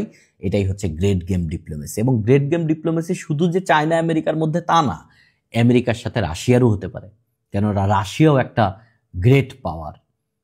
আমেরিকার সাথে ইউরোপীয় ইউনিয়নের হতে পারে, কেননা টোটাল ইউরোপীয় ইউনিয়নের একটা গ্রেট পাওয়ার। সো এই বড় পাওয়ারের মধ্যে যখন রিলেশন বিল্ড হয়, তখনই হচ্ছে এটা গ্রেট গেম ডিপ্লোমেসি। আরেকটা যে 7 নম্বর যে ডিপ্লোমেসি নিয়ে আমরা আলোচনা করবো, এটা হচ্ছে ব্যাম্বো ডিপ্লোমেসি বা বাঁশ কূটনীতি। আপনারা যারা গ্রামে দেখেছেন বাঁশের যে মেইন বডিটা, এই বডিটা কিন্তু খুবই মসৃণ, একবার হাত দিয়ে দেখবেন পিছলা। আবার বাঁশের যে কুঞ্চিগুলো বের হয় বা বাঁশের যে ডাল, এই ডালগুলা কিন্তু যেমনে সামনে আপনি বাঁকাতে পারবেন। সো এটা হচ্ছে খুবই নমনীয়। আবার বাঁশের যদি শিকড় আপনি দেখেন, বাঁশের শিকড়, বাঁশ কিন্তু ঝাড় হয়, বাঁশ কিন্তু আলাদা আলাদা হয় না, ঝাড় হয়, এবং একটার সাথে একবারে চিপকে লেগে থাকে। এবং শিকড় যারা বাঁশের শিকড় দেখেছেন তারা বুঝতে পারবেন যে বাঁশ কিভাবে একটা থাকে, একটার সাথে লেগে থাকে। এই বাঁশের সাথে তুলনা করে ধরেন আপনার দুইটা রাষ্ট্রের মধ্যে সম্পর্ক হবে বাঁশের শিকড়ের মতন স্ট্রং, মানে একবারে লাগে থাকবে এরকম স্ট্রং, বাঁশের কাণ্ডের মতন মসৃণ এবং বাঁশের ডাল বা কুঞ্চির মতন নমনীয়। এই যে এই রকম সম্পর্ক স্থাপন করার নামই হচ্ছে ব্যাম্বো ডিপ্লোমেসি। এটা একটা ভিয়েতনামের মডেল আর কি। ভিয়েতনাম এই মডেল স্থাপন করে সে পশ্চিমাদের সাথেও সম্পর্ক রাখে, এবং সে পশ্চিমাদের যাদের রাইভাল রাশিয়া চায়নার সাথেও সে সম্পর্ক রাখে, এবং এখন ভিয়েতনাম হয়ে গেছে নতুন ম্যানুফ্যাকচারিং হাব। তারা এই মডেলটা ব্যবহার করে, ব্যাম্বো ডিপ্লোমেসি, শিকড়ের মতন স্ট্রং, বাহুর মতন নমনীয় এবং বাহুর মতন মসৃণ এবং কুঞ্চির মতন নমনীয়। ওকে, এই হচ্ছে ভিয়েতনামের মডেল ব্যাম্বো ডিপ্লোমেসি। এবং এই ব্যাম্বো ডিপ্লোমেসির সাথে তারা দুইজনদের সাথে সম্পর্ক রাখে। এবং 2022 সালে ভিয়েতনাম চায়নাতেই পণ্য রপ্তানি করছে হচ্ছে $35 বিলিয়ন এবং আমেরিকাতে $110 বিলিয়ন। চিন্তা করেন, আমেরিকাতেই যে পরিমাণ রপ্তানি করেছে, যা বাংলাদেশের মোট রপ্তানির চাইতেও বেশি। ভিয়েতনামের মতন একটা রাষ্ট্র শুধুমাত্র তাদের পলিসিগত পরিবর্তন আনার জন্য, শুধুমাত্র পলিসি, এবং এইগুলো না খুব মিরাকেল ভাবে কাজ করে। মানে আপনি যদি সঠিক পলিসি এবং ওইটা বাস্তবায়নের জন্য সঠিকভাবে কাজ করেন, তাহলে এটা হচ্ছে অনুনাদের মতন হয়, রেজোন্যান্সের মতন হয়, কাজ হবে। ধরেন আপনি বুঝতেও পারবেন না যে কোন লেভেলে কাজ হয়েছে। সো ব্যাম্বো ডিপ্লোমেসি হচ্ছে টোটালি সোললি ভিয়েতনামের একটা মডেল, যারা ব্যাম্বুর সাথে তুলনা করে নিজেদের সম্পর্ক স্থাপন করে। পান্ডা কূটনীতি, এইটা এক প্রকারের উপহার কূটনীতির মতন। গিফট ডিপ্লোমেসি নামেও একটা ডিপ্লোমেসি আছে, বাট স্পেশাল গিফটটা হচ্ছে পান্ডা। আপনারা জানেন পান্ডা হচ্ছে খুবই ইউনিক একটা প্রাণী, বিশ্বের ম্যাক্সিমাম দেশেই নাই, চায়নার কাছে আছে। তো চায়না যখন কোনো একটা দেশের সাথে সম্পর্ক স্থাপন করে তখন মানে চায় বা করে, তারা বড় বড় ক্ষেত্রে ওই দেশকে পান্ডা গিফট করে দেয়, একজোড়া পান্ডা গিফট করে দেয়। যেমন আপনার পিংপং ডিপ্লোমেসির পরে রিচার্ড নিক্সন এবং তার ওয়াইফ চায়নাতে আসে। যখন তারা চায়নাতে আসে তখন 1972 সালে এই লিংলিং এবং শিংশিং সেই দুইটা পান্ডা, এই দুইটা পান্ডাকে চায়না গিফট করে দেয়। তাদের মধ্যে একটা সম্পর্কের প্রতীক হিসেবে পান্ডা গিফট করে দেয়, যেটাকে পান্ডা ডিপ্লোমেসি বলা হয়। এবং এইটাকে তারা নিয়ে আমেরিকার ওয়াশিংটনের ন্যাশনাল পার্কে রাখা হয় এবং প্রচুর দর্শনার্থীরা এটা দেখতে আসে, কেননা পান্ডা তারা দেখে নাই লাইভ, পান্ডা দেখতে আসে। এবং এই পান্ডার মাধ্যমে এই পান্ডা কই থেকে আসছে, চায়নার সাথে আসছে, চায়নার মধ্যে একটা রিলেশন বিল্ড আপ হচ্ছে, এটা সিম্বলাইজ করে আর কি। আরও ঘটনা আসছে, 2011 সালে চীন স্কটল্যান্ডের এডিনবার্গের চিড়িয়াখানায় এই দুইটা পান্ডা গিফট করে। এর ফলে চায়না এবং ব্রিটেনের মধ্যে বাণিজ্যিক এবং কূটনৈতিক সম্পর্ক আরও মসৃণ হয়। 2014 সালে তারা মালয়েশিয়াকে গিফট করে। 2017 সালে যখন জার্মানির চ্যান্সেলর অ্যাঙ্গেলা মার্কেল চায়নাতে আসে তখন তাদেরকেও সে দুইটা পান্ডা গিফট করে দেয়। এই পান্ডা গিফট করা হচ্ছে পান্ডা ডিপ্লোমেসি। পান্ডা গিফট করে একটা সম্পর্ক স্থাপন করা। এই কাজটা ফ্রান্স করতো। ফ্রান্স হচ্ছে ঘোড়া গিফট করতো, সেইটাকে আবার বলা হয় হর্স ডিপ্লোমেসি, ঘোড়া গিফট করে দিত। বাংলাদেশ একসময় আম গিফট করতো এরকম, যেটাকে বলা হয় ম্যাঙ্গো ডিপ্লোমেসি। তো এই যে গিফট করা, জিনিস গিফট করে সম্পর্ক স্থাপন করা, এটা হচ্ছে একটা ব্যাপার যে আপনি সম্পর্ক স্থাপনের একটা ইনস্ট্রুমেন্ট। গিফট করলে মানুষের মন খুশি হয়, বা একটা রাষ্ট্রীয় গিফট যখন যায় তখন তো আমি আপনাকে যেভাবে গিফট দেন এইভাবে যায় না, তখন সেইটা একটা নির্দিষ্ট প্রোটোকলে যায়, নির্দিষ্ট একটা প্রসেসে যায়। এই জিনিসগুলোর নামই হচ্ছে আপনার মানে সম্পর্ক স্থাপনা। আর গিফট দিয়ে সম্পর্ক স্থাপন করা, এটা তো আপনি অস্ত্রের পাওয়ার, হার্ড পাওয়ার ব্যবহার করতেছেন না, সফট পাওয়ার ব্যবহার করতেছেন। গরিলা ডিপ্লোমেসি খুবই ডেঞ্জারাস ডিপ্লোমেসি। হার্ড পাওয়ার, অস্ত্র ব্যবহার করে আপনার স্বার্থ হাসিল করা, এটাই হচ্ছে গরিলা। গরিলা মানে আপনি জানেন যে বড় সড়ো প্রাণী এবং পাওয়ারকে সিম্বলাইজ করে হচ্ছে গরিলা। যেমন ইরাকের উপরে একচ্ছত্র আক্রমণ চালায় 2003 সালে যুক্তরাষ্ট্র। এখন আপনার গরিলা ডিপ্লোমেসি হচ্ছে আপনি আপনার স্বার্থ হাসিলের জন্য আপনি একজনের উপর হার্ড পাওয়ার অ্যাপ্লাই করবেন। হার্ড পাওয়ার হচ্ছে আপনি তার উপর শক্তি অ্যাপ্লাই করবেন। সেটা মিলিটারি শক্তিও হতে পারে এবং সেটা ইকোনমিক শক্তিও হতে পারে, মূলত তাকে একবারে দমন করে দেওয়ার জন্য। যেমন আমরা 2014 সালে রাশিয়া যেভাবে ক্রিমিয়া দখল করে নিচ্ছে, এটাই হচ্ছে মূলত গরিলা ডিপ্লোমেসি। আবার ইসরায়েল যেভাবে ফিলিস্তিনকে দখল করে নিচ্ছে, এইটাও গরিলা ডিপ্লোমেসি। দক্ষিণ চীন সাগরে চায়না যেভাবে তার প্রভাব বিস্তার করতেছে, এটাও একটা হচ্ছে আপনার গরিলা ডিপ্লোমেসি। সবচেয়ে বড় ব্যাপার হচ্ছে আমেরিকা যেভাবে ইরাক আক্রমণ করেছিল 2003 সালে। পলিটিক্যাল সেটেলমেন্ট ডিপ্লোমেসি হচ্ছে মূলত দুইটা দেশের মধ্যে বা কোনো জঙ্গি গোষ্ঠীর মধ্যে সেটেলমেন্ট হয়, অর্থাৎ শান্তি প্রতিষ্ঠিত হয়। যেমন উদাহরণ হচ্ছে FARC, এটা হচ্ছে কলম্বিয়ার বিদ্রোহী জঙ্গি গোষ্ঠী। এরা মূলত কমিউনিস্ট মতাদর্শের। এরা 50 বছর ধরে কলম্বিয়াতে একটা উত্তেজনা চলে আসতেছিল। তারা সরকারকে মানে না, গণতান্ত্রিক সরকারকে মানে না, সেইখানে সে সমাজতন্ত্র কায়েম করতে চায়, বিপ্লবী মতাদর্শের তারা। 50 বছর ধরে তারা কলম্বিয়াতে সংঘাত করছে। 2015 সালে কলম্বিয়ার সরকার তাদের সাথে একটা চুক্তি করে। তার মানে এইটাই একটা হচ্ছে পলিটিক্যাল সেটেলমেন্ট ডিপ্লোমেসি। যেমন গুড ফ্রাইডে চুক্তি নামে আমরা উত্তর আয়ারল্যান্ডের একটা অস্থিরতা আছে, যে অস্থিরতা 1998 সালে মিটিগেট হয় যে চুক্তির মাধ্যমে, সেটা হচ্ছে গুড ফ্রাইডে চুক্তি। এই যে চুক্তির মাধ্যমে শান্তি প্রতিষ্ঠা করায়, এই জিনিসটার নামই হচ্ছে মূলত পলিটিক্যাল সেটেলমেন্ট ডিপ্লোমেসি। সাধারণত এইটাকে অনেকেই পিস অ্যাকর্ড ডিপ্লোমেসি বলে, একই টাইপের জিনিস, যে একটা চুক্তির মাধ্যমে শান্তি প্রতিষ্ঠিত হয়। যেমন 1993 সালের অসলো চুক্তিতে আপনার ইসরায়েল এবং ফিলিস্তিনের মধ্যে একটা শান্তি প্রতিষ্ঠা হওয়ার দ্বার খুলেছিল। এটা একটা হচ্ছে পিস অ্যাকর্ড ডিপ্লোমেসি।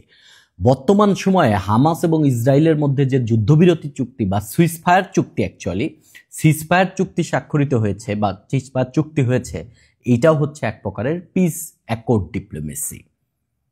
আজকের আলোচনার একবারে শেষ যে বিষয় নিয়ে আমরা আলোচনা করব এই দুইটা খুবই ইম্পর্টেন্ট, ডিসেপটিভ ডিপ্লোমেসি বা প্রতারণামূলক ডিপ্লোমেসি।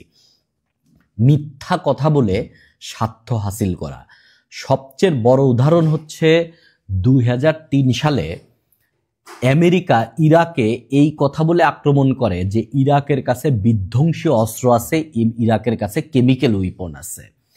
এর উপর ভিত্তি করে তারা 2003 সালে ইরাকের উপর আক্রমণ করে এবং তারা এই আক্রমণের নাম দিয়েছিল গ্লোবাল ওয়ার অন টেরোরিজম বা গ্লোবাল ওয়ার অন টেরর নামে তারা ইরাকে আক্রমণ করে। কিন্তু পরবর্তীতে এই জিনিস হয় যে আসলে ইরাকের কাছে এত বিধ্বংসী কোনো অস্ত্র ছিল না। এইটাই হচ্ছে প্রতারণামূলক কূটনীতি। এই কাজটা না আমেরিকার এজেন্সি সিআইএও করে। সিআইএ কিভাবে করে? তারা বিভিন্ন দেশের সরকার পতন বা নতুন সরকারকে বসানো এর পেছনে না কূটনৈতিক ভূমিকা পালন করে বা গোয়েন্দা তৎপরতা চালায় হচ্ছে সিআইএ। কিন্তু পরবর্তীতে সিআইএর কথা যদি ওই সরকার না শুনে তাহলে তাদের কাছে যে গোপন নথি, এই নথি সিআইএ ফাঁস করে দেয়, ব্ল্যাকমেইল করা এক প্রকারের। এইগুলাই হচ্ছে ডিসেপটিভ ডিপ্লোমেসি। যেমন 1962 সালের কিউবার মিসাইল সংকটে কিন্তু সোভিয়েত ইউনিয়ন বলেছিল যে কিউবাতে আমরা কোনো মিসাইল স্থাপন করতেছি না, কিউবার সাথে আমাদের এরকম কোনো বিষয় নাই, যদিও পরবর্তীতে তারা কিউবাতে গোপনে মিসাইল স্থাপন করেছিল। এটাই হচ্ছে প্রতারণামূলক কূটনীতি, প্রতারণা করে জাতীয় স্বার্থ হাসিল করা, এইটাই। এবং সিআইএ বিভিন্ন সময় ডকুমেন্ট ফাঁস করেছে। এবং 1953 সালে আপনার ইরানে যখন বিপ্লব হয়েছিল তার বিভিন্ন ধরেন আপনার ক্লাসিফাইড ডকুমেন্ট পরবর্তীতে সিআইএ ফাঁস করে দিয়েছে। সো সিআইএ এই যে কাজগুলা করে এটাও কিন্তু ডিসেপটিভ ডিপ্লোমেসি। সিআইএ একটা এজেন্সি হিসেবে করে প্রতারণা, আবার রাষ্ট্র হিসেবে ধরেন আমেরিকা যে কাজগুলা করে কিংবা কিছু কাজ করে, ইভেন বিভিন্ন রাষ্ট্রই করে, এইগুলাই হচ্ছে প্রতারণামূলক ডিপ্লোমেসি। ব্লকচেইন ডিপ্লোমেসি হচ্ছে টেকনোলজিকে ব্যবহার করে আন্তর্জাতিক সম্পর্ক স্থাপন করা। ব্লকচেইনটা একটা জিনিসটা বুঝতে হবে, 4IR বা ইন্ডাস্ট্রি 4.0 এর একটা টেকনোলজি হচ্ছে ব্লকচেইন। ব্লকচেইন হচ্ছে একটা তথ্যের সাথে বা একটা ডেটার সাথে আরেকটা ডেটা কানেক্টেড থাকবে। ধরেন এই একটা ডেটা এবং এই একটা ডেটা, প্রত্যেকটা ডেটার একটা হ্যাশ নাম্বার থাকবে। এই হ্যাশ নাম্বার, ধরেন এই ডেটার একটা হ্যাশ নাম্বার আছে, দেখেন এই প্রথমটার একটা হ্যাশ নাম্বার আছে, প্রত্যেকটার আলাদা আলাদা হ্যাশ নাম্বার আছে। এবং একটা ডেটার সাথে তার হ্যাশ নাম্বার থাকে এবং আগের জনের হ্যাশ নাম্বার থাকে, ইমিডিয়েট আগের জনের হ্যাশ নাম্বার থাকে। তো এতে করে কি হয় যে ধরেন আপনি স্কুলে যখন ওই যে বাচ্চারা 2 হাত প্রসারিত করে দাঁড়ায়, ওর হাত এই পাশের একজনের সাথে ধরা, আবার এই পাশের একজনের সাথে ধরা।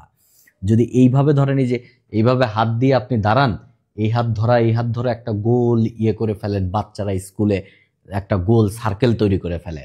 মাঝখান থেকে যদি একজনকে ছড়ায় নেন তাহলে তো টোটাল কন্টিনিউটি ব্রেক হয়ে যাবে, তখন খবর হয়ে যাবে মানুষ একটা চুরি হয়ে গেছে। সো এই ব্লকচেইন টেকনোলজি হচ্ছে এরকম, মাঝখান থেকে যদি ওকে সরায় নেন তাহলে এই যে প্রিভিয়াস হ্যাশ ওর সাথে কানেক্টেড আছে, সো এই প্রিভিয়াস হ্যাশ তো ওর না, এটা ওকে যদি মাঝখান থেকে সরায় নেন তাহলে খবর হয়ে যাবে মাঝখান থেকে একটা ডেটা গায়েব হয়ে গেছে। সো এই টেকনোলজিকে ব্যবহার করে কূটনৈতিকভাবে আপনারা জানেন এক রাষ্ট্র আর এক রাষ্ট্রকে বিশ্বাস করে না। সো এই জন্য দুই রাষ্ট্রের মধ্যকার তথ্য, বিভিন্ন তথ্য, বাণিজ্যিক তথ্য হোক বা যে কোনো সম্পর্কের তথ্যই হোক, এটা ব্লকচেইনের মাধ্যমে এটাকে সংরক্ষণ করা হবে। ফলে কি হবে, মাঝখান থেকে কোনো তথ্য গায়েব করা যাবে না। তার মানে ডিসেপটিভ ডিপ্লোমেসি আপনি খাটাতে পারবেন না, প্রতারণা করতে পারবেন না আর একটা রাষ্ট্রের সাথে। তখন কি হবে, এক রাষ্ট্রের সাথে আর একটা রাষ্ট্রের ট্রাস্ট বিল্ড আপ হবে। একটা রাষ্ট্র আর একটা রাষ্ট্রকে আপনার বিশ্বাস করবে, যেহেতু ব্যাকগ্রাউন্ডে ব্লকচেইন আছে। সো এই ব্লকচেইন ডিপ্লোমেসি, এই জিনিসটার নামই হচ্ছে ব্লকচেইন ডিপ্লোমেসি। পরীক্ষামূলকভাবে 2018 সালে জাপান এবং সিঙ্গাপুর এই কাজটা শুরু করে এবং তারা মোটামুটি বেশ সাকসেসফুল এটা। তাহলে এই ব্লকচেইনের মাধ্যমে ধরেন আমরা আন্তর্জাতিক নিরাপত্তা চুক্তি বলেন আর যে কোনো চুক্তি বলেন, সমস্ত কিছু আমরা ডেটা কানেক্টিভিটি ব্লকচেইনের মধ্যে করে আরও বেশি ট্রান্সপারেন্সি অ্যান্ড অ্যাকাউন্টেবিলিটি নিয়ে আসতে পারি এবং একটা রাষ্ট্র আর একটা রাষ্ট্রের সাথে আরও বেশি বিশ্বাসের সাথে, মূলত মানে বিশ্বাসের সাথে একটা রাষ্ট্র আর একটা রাষ্ট্রের সাথে যোগাযোগ স্থাপন করবে। এই জিনিসটার নামই হচ্ছে ব্লকচেইন ডিপ্লোমেসি। সো এইটা যেহেতু 4IR এর সাথে ইম্পর্টেন্ট, সো বিভিন্ন সময় আপনারা আজকে যা যা শিখলেন এই জিনিসগুলো আপনি জাস্ট এই নোটটা রিডিং করে ফেলবেন। এই এই এবং এটা একটা ক্লাসিফাইড নোট, আপনাদের জন্যই ক্লাসিফাইড নোট। আপনাদেরকে আমি একটা কাজও দিয়ে দিচ্ছি, এখন থেকে আমি যে নোটগুলো আপনাদের সাথে শেয়ার করব সেই নোটে আরও কিছু তথ্য আপনারা অ্যাড করবেন। সেই তথ্য হচ্ছে খুবই রেলিভেন্ট তথ্য এবং প্রয়োজনে রেলিভেন্ট ওয়েতে যদি কোনো চমৎকার কোট আপনারা অ্যাড করতে পারেন এইগুলো অ্যাড করবেন। এবং আপনি কেমন অ্যাড করলেন বা কোন জিনিস অ্যাড করার প্রয়োজন মনে করেন এবং আপনার যদি কনফিডেন্স থাকে যে এই জিনিসটা এখানে আসারটা খুবই জরুরি, তাহলে ওই জিনিসগুলো আপনি আমার সাথে শেয়ার করবেন এবং আমি এই জিনিসটাকে এটার সাথে দিব, কেননা এইগুলো একসময় রিফার্নিশ করে আমি একটা বই আকারে পাবলিশ করব, আপনারা হয়তো বা জানেন। সো দ্যাটস ওয়াই আপনারা এই কাজটা করতে পারেন, তাহলে এটা একটা কোলাবোরেশন হয়ে যাবে আর কি। তো আজকে অনেকে হ্যান্ড রেজ করেছেন, আজকে আর অনেক রাত হয়ে গেছে, যেহেতু আজকে শুরুই করছি আমরা দেরি করে, আর একজনের সাথে কথা বলতে পারি। আসুস কথা বলেন। ভাই ওয়ালাইকুম আসসালাম। ভাই আমার একটা প্রশ্ন ছিল। বলেন ভাই। প্রশ্নটা হলো, বাংলাদেশের যে সাংবিধানিক নাম পিপলস রিপাবলিক, হুম এখানেই তো সবচেয়ে বড় সমস্যা হয়ে আছে।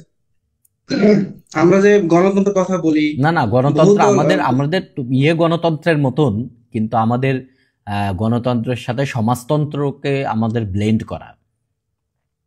জি ভাই, মানে যদি যে প্রস্তাবনা দেওয়া হয়েছে ওই প্রস্তাবনা যদি সংশোধন না থাকে, হুম তাহলে কেন পিপলস রিপাবলিক থাকবে? না, এইটা তো আপনি এইভাবে করে ফেলতে পারবেন না, এটা একটা বড় কাজ।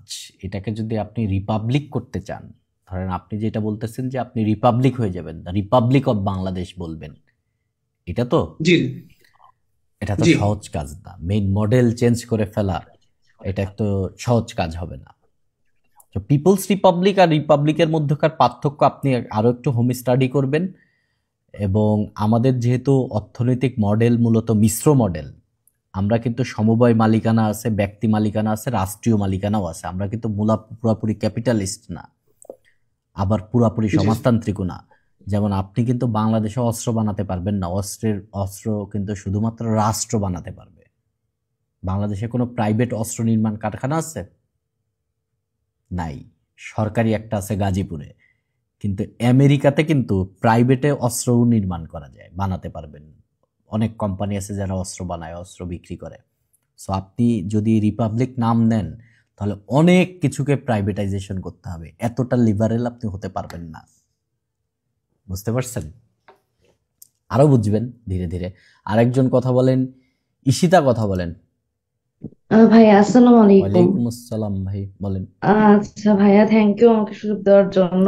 আমার অনেক কোয়েশ্চেন, পুরোটা একটা শুধু পার্সোনাল আর অনেক বেশি ডিপ্লোমেসি। আমি ভাবছিলাম অনেক কোয়েশ্চেন, বাট আমি দেখতেছি ক্লাস করার পর সবগুলো ঘুরে ফিরে একই জিনিস, মানে প্রতিটা কানেক্টেড। একটা তো সাথে আমি একটা কানেক্ট। পার্সোনালটাই করবো না ডিপ্লোমেসি কানেক্ট করবো, আমি আপনি বুঝতেছি না। বলেন, আপনি একটা কোশ্চেন করেন। আচ্ছা, ভাইয়া আপনি একটা বলেছিলেন যে হচ্ছে যে আমেরিকা এম্বাসি গুলশানে যেটা আছে সেটা হুম এক টুকরো আমেরিকা। একটু আর আমেরিকা। যে একটা উদাহরণ দিয়েছিলেন সেটা হচ্ছে জুলিয়ান অ্যাসাঞ্জ নিয়ে। হুম জুলিয়ান অ্যাসাঞ্জ ছিল, হ্যাঁ, ওনাকে right Britain right right right ইয়াতে রাইট রাইট রাইট রেখেছিল রাইট 2019 এর দিকে, সেটা মেবি। তাকে বের করে দেওয়া তারপর হয় এবং হ্যাঁ, তাকে কিছুদিন গ্রেপ্তার করে আগে দেওয়া উনি হয়। ছাড়া পায়। হুম আরেকটা হচ্ছে আমার যেটা হচ্ছে যে ক্যাথলিক আর প্রোটেস্ট্যান্ট নিয়ে ভাইয়া বলেছিলেন যে তারা চার্চ না দুজনের মাঝে, গডের মাঝে। অ্যাকচুয়ালি আমি যতটুকু জানি যে পোপকে, তারা ক্যাথলিক যারা, তারা পোপকে হচ্ছে চার্চ, গড অ্যান্ড হিউম্যানের মাঝে রাখতে চায় তারা। এটা এটা ওই পোপকে পোপটাই তো পোপকে হচ্ছে ভাইসরয়। হ্যাঁ, হ্যাঁ পোপটাই হচ্ছে আপনার পোপকে প্রধান দেওয়া মানে তো আপনি চার্চকে প্রধান মানে মাঝখানে রাখলেন। না স্যার, মানে একটা আমি হচ্ছে এখানে একটা মানে লিটারেচার নিয়ে আসি, ইংলিশ লিটারেচার একটা ওকে ওকে আহ, ছিল শেক্সপিয়ারের হ্যামলেট। হুম হ্যামলেটের অর্থ হচ্ছে small village that doesn't have a church. Right আগে নিজের মানে একটা কান্ট্রি বা একটা মানে একটা টাউন একটা চার্চ ওন করতে পারতো না, হুম তারা তাদের পোপকে মানতে হইতো। হুম কিন্তু প্রোটেস্ট্যান্টরা বলেছেন না, আমরা পোপকে মানবো না, আমরা চার্চ, আমাদের নিজস্ব একটা চার্চ থাকবে, যেমন আমাদের হুম মসজিদ আছে, গির্জা আছে, বা হচ্ছে এই যে হুম মন্দির আছে, হুম সেরকম আমাদের একটা চার্চ থাকবে। আমরা হচ্ছে গড টু হিউম্যান, হুম টু মানে পি টু পি বা জি টু পি বলতে পারি আমরা, এই হুম কানেকশন থাকবে। রাইট। তো আমার এখানে কনফিউশনটা আপনার কথাই হয়েছে, তো এটা আমি ঠিক কিনা আমি জানি না। আমার হ্যামলেটের কথা মনে পড়ছে দেখে আমি এটা আনলাম আর কি।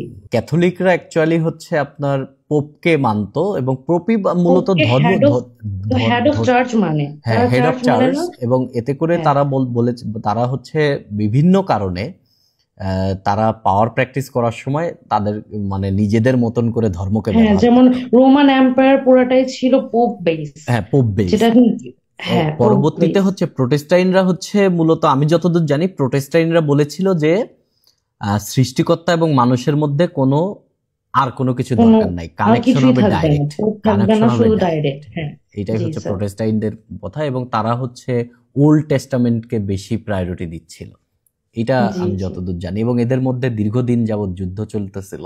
তো হ্যাঁ হ্যাঁ যেটা এখনো কিন্তু আমরা যেমন একটা বড় করে যদি আমরা দেখি, মুসলমানদের মধ্যে শিয়া সুন্নি একটা দ্বন্দ্ব আছে না, ইয়ার সুন্নির, যেটা তাদের হচ্ছে এই এই ইরান এই- এই আর দ্বন্দ্ব এই দ্বন্দ্বটা খুবই মারাত্মক ভাবে আছে, যদিও তাদেরটা ওইভাবে প্রকাশ পায় না, হ্যাঁ। মানে যেভাবে আমাদেরটা প্রকাশ পায়। যাই তো হোক, আরেকটা হচ্ছে বলেন। হুম আমার বর্তমান ডিপ্লোমেসি নিয়ে, যে হুম এটা ইদানিং চলতেছে হুম ফিলিস্তিনকে নিয়ে। হুম আহ, আহ, ডোনাল্ড ট্রাম্প বসার পরই নেতানিয়াহুর সাথে মানে একটা মিটিং হয়, বাট উনি প্রকাশ্যে বলেন আসলে হুম অ্যাকচুয়ালি তারা কি করে। হুম দেন হঠাৎ করে উনি ডিক্লেয়ার করে যে আমরা ফিলিস্তিন থেকে সব ফিলিস্তিনকে সরাই দিব, কেন আমাদের হচ্ছে গিয়ে ফিলিস্তিনকে গড়ে তুলতে হবে। হুম বাট এটা আপনি বলছেন আমার পিচ অ্যাকর্ড হুম ডিপ্লোমেসির মাঝে পড়ে, বাট আমার কাছে মনে হইতেছে এটা ডিসেপটিভ ডিপ্লোমেসির হ্যাঁ, মাঝে পড়ে। পিস আমরা হচ্ছে শুধুমাত্র চুক্তিটার কথা বলতেছি, ঠিক আছে, হ্যাঁ যে হ্যাঁ। চুক্তিটা হয়েছে।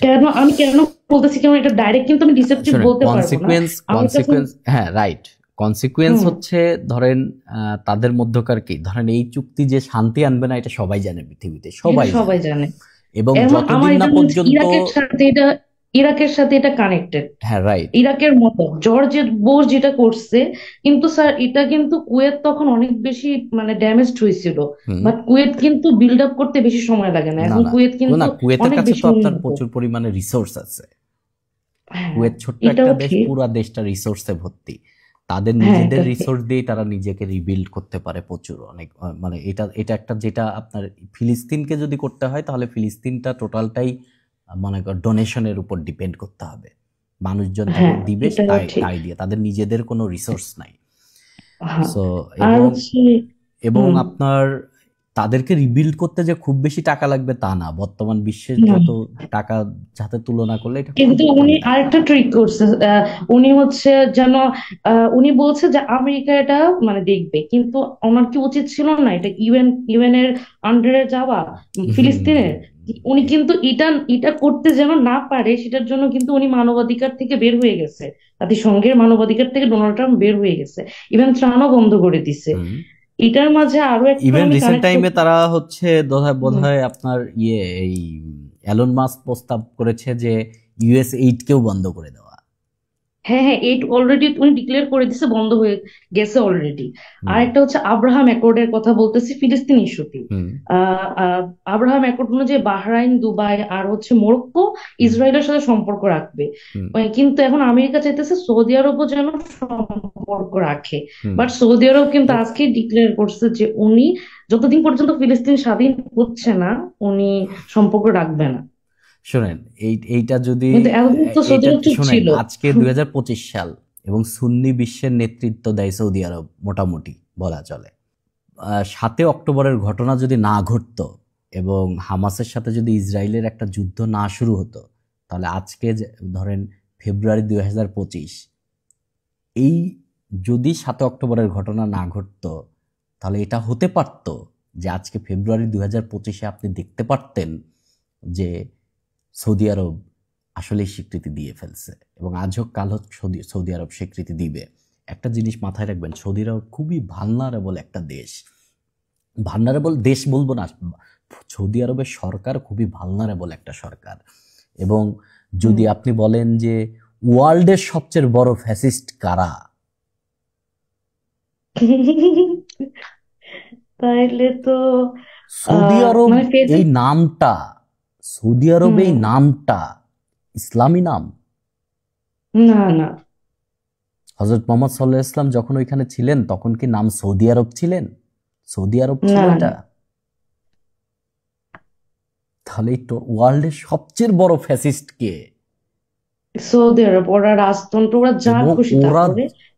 ওরা কি ইসলামী শাসন চালায়? ওখানে কি খেলাফত চলে? কখনোই না, কখনোই না। তার মানে তারা যে টিকে আছে তারা জাস্ট তারা বিকজ ইয়েমেনে আমেরিকা, ইয়েমেনে জাস্ট বিকজ আগ্রাসন আমেরিকা। এবং আপনি করছে। শুনেন, তারা কোনো কারণে যদি আমেরিকার স্বার্থতে বড় আঘাত করে তাহলে সৌদি আরবের সরকারের পতন হয়ে যাবে, সৌদি আরবে বিপ্লব হবে। এবং এই বিপ্লবের পেছনে সবচেয়ে বড় এজেন্সি হিসেবে কাজ করবে হচ্ছে সিআইএ। আপনাদের একটা বলি, যখন রেজা শাহ পাহলভি সরকারের পতন হয়, পাহলভি সরকারের পতন হয় আর কি, 1953 সালের ইরানের বিপ্লব দেখেন। 1953 সালের ইরানের বিপ্লবের যে ক্লাসিফাইড ডকুমেন্টকে এখন ডিক্লাসিফাইড করে সিআইএর ওয়েবসাইটেই পাওয়া যায়। আপনি ডাউনলোড করে পড়তে পারবেন যে সিআইএর কাছে যে ফাইল এসেছিল তারা কেন এই বিপ্লবটা ঘটাবে, এইখানে ইংল্যান্ড কি স্বার্থ চাচ্ছে, সেই ইংল্যান্ড আমেরিকার কাছে কি স্বার্থ চেয়েছে, এবং আমেরিকা কেন এই বিপ্লবটা ঘটাবে। এখন আমেরিকা যে গণতন্ত্রের কথা বলে, 1953 সালে যে আমেরিকার সরকার ছিল, 1953 সালের সরকার তো নির্বাচিত সরকার ছিল, গণতান্ত্রিক উপায়ে নির্বাচিত সরকার। সেই সরকারকে ফেলে দিয়ে আপনি ওইখানে নতুন আপনার পশ্চিমা বন্ধুরা যারা, তাদেরকে আপনি ওইখানে বসালেন। 1953 সালের ইরানের বিপ্লব, এবং এই বিপ্লবের পিছনে সিআইএ যে ডকুমেন্ট ফাঁস করেছে পরবর্তীতে, তাতে স্পষ্ট দেখা যাচ্ছে যে এই টোটাল জিনিসটা সিআইএর তত্ত্বাবধানে ঘটেছে। এবং সিআইএর যিনি চিফ ছিলেন তদানীন্তন আমলে, তিনি এবং আমেরিকার পররাষ্ট্রমন্ত্রী ছিলেন আপন ভাই, দুইজন আপন ভাই, এবং দুইজন আপন ভাই মিলে এই ঘটনাটা ঘটাইছে। এবং আপনি যদি চিন্তা করেন যে ওই আমলে ইরান খুবই পাওয়ারফুল, 1953 সালের ইরান খুবই পাওয়ারফুল, সেই ইরানের নির্বাচিত সরকারকে আপনি পতন করায় ফেললেন। সেখানে বর্তমান 2020-25 সালে এসে সৌদি আরবের সরকার পতন করে ফেলায় আমেরিকার জন্য কোনো বড় ব্যাপার নেই। আমেরিকার কোনো মিলিটারি লাগবে না।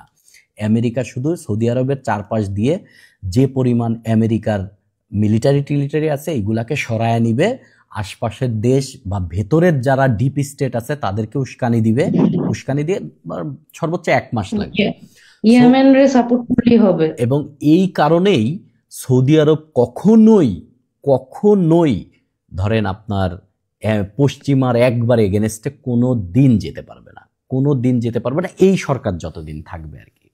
সো আপনি আসলে আরো চিন্তা ভাবনা করবেন, আপনার চিন্তা ভাবনা ভালো, সেটা আপনি আরো পড়ালেখা করেন। স্যার আরেকটা ছিল স্যার, এই যে ইউএস এর যে মানে এই যে স্টেপ গুলা, ইউএস এ তো 19th সেঞ্চুরির পরই হেজেমনিটা এসে গেছে।